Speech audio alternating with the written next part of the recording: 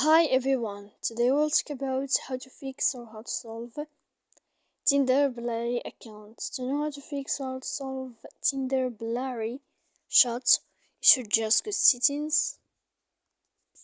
Then this page we click apps, default apps, app settings. Here in this page we click apps of app of Tinder. Then we click storage, force stop, and we click OK. Then we'll enter to storage. Here we click clear cache, and in the end you can turn off your Wi-Fi. You will wait a moment and you can turn on your Wi-Fi again to fix that problem you have on your application. So please don't forget to support us by like and subscribe. See you next time in another video, and thank you for your attention and your watching.